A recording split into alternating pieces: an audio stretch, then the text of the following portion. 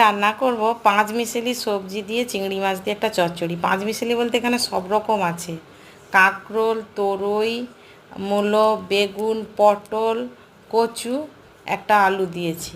সবজি কেটে ধুয়ে নিয়েছি। এদিকে কড়াইতে বসিয়ে দিলাম সর্ষের তেল।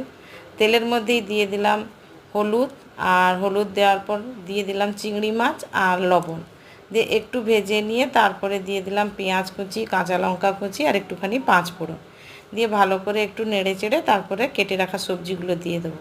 দিয়ে ভালো করে কষাতে থাকবো। তারপরে আমি ঢাকনা দিয়ে দেবো।